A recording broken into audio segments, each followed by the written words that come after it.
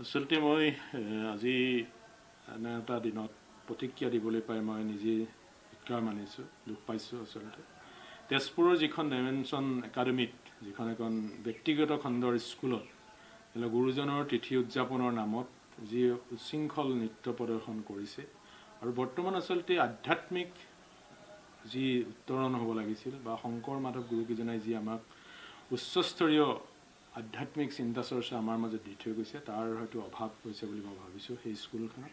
আৰু বিশেষকৈ তাৰ শিক্ষাগুৰুসকল বা তেওঁৰ যি পৰিৱেশ, মানে ব্যক্তিগত খণ্ডৰ স্কুলখনে যিটো পৰিৱেশৰ সৃষ্টি কৰিছে, এইটো ধিক্কাৰ দিব লাগে। আৰু মই ভাবোঁ ৰাজহুৱাভাৱে তেওঁলোকে তৎকালীনভাৱে ক্ষমা খোজক। আৰু ছাত্ৰ ছাত্ৰীসকললৈ মই আহ্বান জনাম যাতে শিক্ষাগুৰুসকলেও ওচৰত বা তেখেতসকলেও নিজৰ গুৰুজনৰ প্ৰতি যি শ্ৰদ্ধা, সেইখিনি শিকিবলৈ বা অধ্যয়ন কৰাৰ প্ৰয়োজনীয়তা অনুভৱ কৰোঁ। আৰু অধ্যয়ন কৰি অন্ততঃ গুৰুজনৰ যি আধ্যাত্মিক চিন্তা চৰ্চা, তাক যাতে অটুট ৰাখিবৰ কাৰণে মই আহ্বান জনাম। আচলতে উঠি অহা নতুন প্ৰজন্মৰ মাজত যিটো এটা শৃংখল দেখা গৈছে, যিটো সময়ত আমি সকলো অনুষ্ঠান প্ৰতিষ্ঠানে আজি গুৰুজনৰ প্ৰতি উচ্চস্তৰীয় আধ্যাত্মিক চিন্তা চৰ্চাৰে আজি সমগ্ৰ ভাৰত তথা বিশ্বলৈ লৈ যোৱাৰ পৰিকল্পনা কৰা হৈছে, সেই সময়ত এই ধৰণৰ মানে সস্তীয়া নৃত্য গীতে বা গুৰুজনৰ প্ৰতি অশ্ৰদ্ধতা তেওঁলোকে প্ৰয়োজন হ'লে নকৰাই ভাল, কৰি পেলাই বিকলাংগ ব্যৱস্থা ৰাইজৰ মাজত দেখুৱাই দিয়াটো আমাৰ কাৰণে দুখিত। আৰু মই ভাবোঁ